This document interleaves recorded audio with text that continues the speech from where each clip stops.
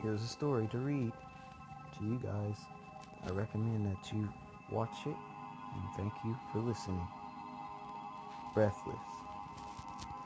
Back when I was a child, I loved to go to my uncle's house in eastern Tennessee. My cousin and I would play army in woods and build forts. It was a place where we could do what we wanted to, where we could be whoever we wanted.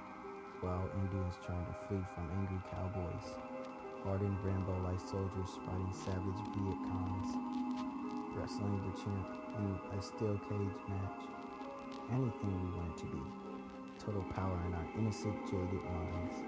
My cousin Tom loved it the most because it was an escape from the real world, where he was a weak, frail, dumb 8-year-old kid who got picked on. But out there, he could be whatever he imagined. He could be. However, it all stopped when my mom got the phone call. When I got back from school that day, my parents told me to pack some clothes because we were going to my uncle's this weekend. I was very excited to see Tom, but they didn't say anything. They seemed very distraught. When we got to my uncle's, it was already 9. I was exhausted. When we got to the door, we were met with my uncle. He looked depressed to say the least. It was very hot. I guess their AC was out.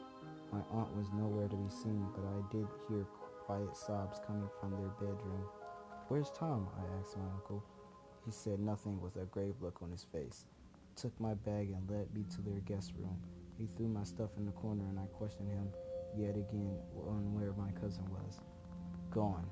Don't talk about it," he said sternly. This perplexed me. "Well, if he's gone, where did he go?"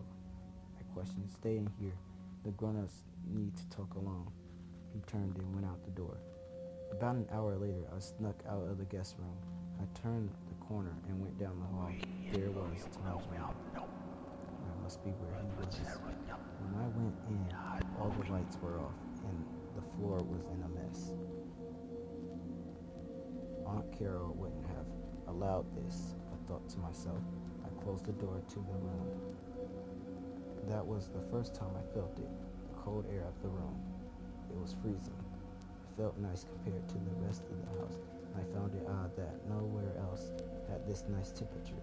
The second oddity I noticed was the seeming lack of air in the room. I tugged at my shirt collar to check if it wasn't too tight and constricting my neck. It wasn't.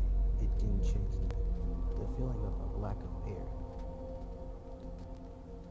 The exhaustion was overbearing. I couldn't take it anymore, and needed to sleep. I didn't want to go back to the guest room, and it was cooler in here, so I picked up a toppled stool beside the bed to make a path to the bed. I got under the covers to attempt to guard myself from the frigid air of the room. I fell asleep instantly. I woke to a very loud crashing sound. I sat straight up in my bed. I screamed for my parents to save me from my terror, yet I couldn't speak or blow any kind of air in my mouth whatsoever. There was no air in my lungs.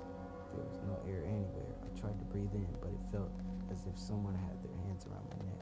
I started to panic. There was something around my neck. My vision was started to blow. I was screaming inside. I was going to die. I needed help. I needed air. I couldn't breathe. The door thundered open. I took a wind into my lungs and I got a giant gasp. "Damn it!" I heard as a large thud hit the ground to my right. The being got up and turned on the light on the bedstand. I embraced my dad in fear. "Are you okay?" he asked me. I shook my head, yes, and apologized many times because I feared I was in trouble because I was in Tom's room. "It's fine, but you really shouldn't be in here. Let's go back to the guest room, okay?" "Yes, okay," I told him. I got out the bed and into the very cold air. It was freezing. It had to be less than 30 degrees. My dad tripped again. "Oh, this is what I fell over," he said while sitting the stool back up. When we were on our way back to the guest room, I overheard my aunt and uncle talking about undertakers. I was interested to know why they were talking about wrestling, but my brother kept on moving. When we go to the guest room, we both went to bed. In the morning, my dad told me that he and I would be leaving and my mom would stay with her sister for a week. Me and my dad packed our bags in the car. The car ride back was very quiet. Neither of us said a word. I just played my Game Boy and he listened to the radio. When we got back home, we unpacked our bags. Things finally got back to normal.